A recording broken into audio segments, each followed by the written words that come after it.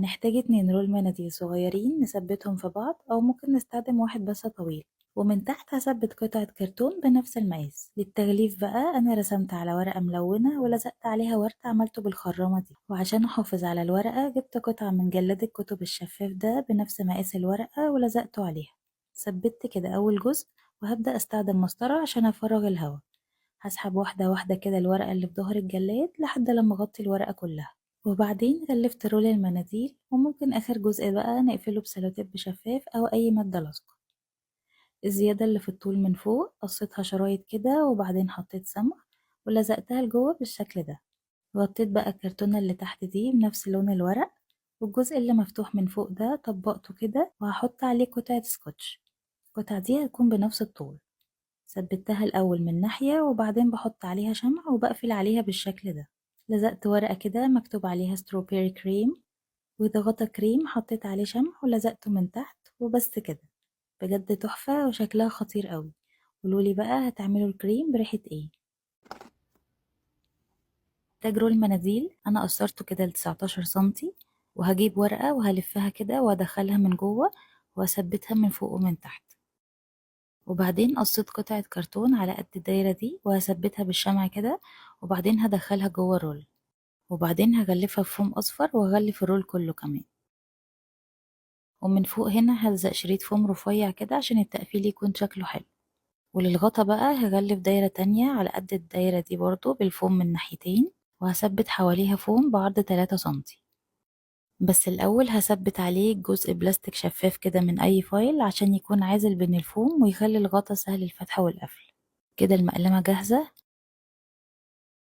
هثبت هنا بقى مستطيل فوم أزرق، ومن فوق ومن تحت شريط فوم رفيع كده، وبالقلم الأسود هعمل خطوط على حرف المستطيل. بالنسبة للعيون ممكن تتعمل دواير بالفوم أو تستخدموا عيون جاهزة زي ما أنا عملت. وهثبت شريط فوم أسود كده للنضارة، وبس كده خلصت. شكلها حلو قوي وبجد بسيطة جدا، وكمان حجمها حلو قوي وبتكفي أدوات كتير. وممكن لو حبينا نعملها بناتي شوية نغير اللون الأزرق بلون بينك. وبس كده. هنستخدم رول مناديل مطبخ وهقصره شوية، تقريبا هخليه 20 سنتي. هقص زيادة بالقطر أو المقص، ولو مش متوفر الرول الطويل ده ممكن نلزق 2 رول مناديل صغيرين فوق بعض، وهنكمل الخطوات عادي. هحدد بقى خط كده في النص وهفتحها بالشكل ده.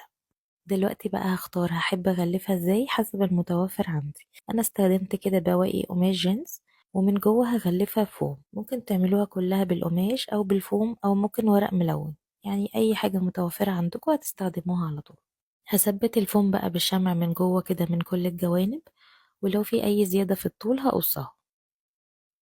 دلوقتي بقى هجيب سوستة واثبتها كده عند الفتحة اللي عملتها، بس هخلي بدايتها كده تكون بعد اول رول بشوية. هثبت السوستة كده وبعدين هفتحها، وهبدأ أثبت كل طرف بالشمع كده عند بداية الفتحة اللي عملناها. هحط شمع وبعدين هشد كده الطرف وهلزقه على الشمع كويس، واتأكد ان مفيش شمع خرج لبره. ولما الزق الطرفين هقص الزيادة في طول السوستة واخلي اخرها كده مع اخر الرول. دلوقتي بقى هغلف الرول من بره بالقماش. هقص بس الخياطة السميكة دي وبعدين هبدأ التثبيت من عند اول السوستة كده. هحط شمعة وهتني بس أول القماش تانية صغيرة كده، وبعدين هشد طرفين القماش واثبتهم على الشمع.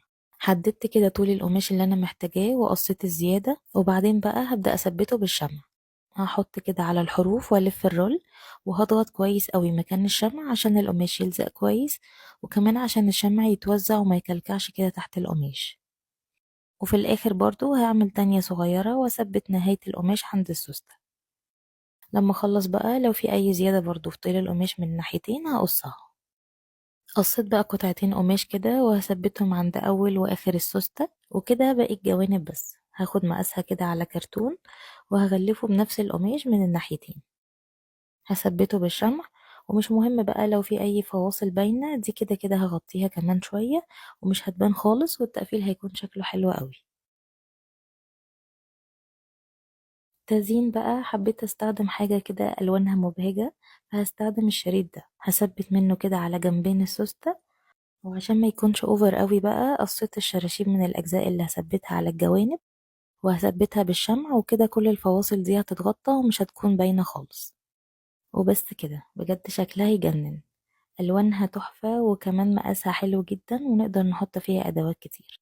أنا حطيت فيها حوالي 12 قلم وكان لسه فيها مكان لحاجات تاني. كمان ممكن نثبت ايد كده في الجوانب ونعملها شنطة صغيرة وهتبقى كيوت قوي.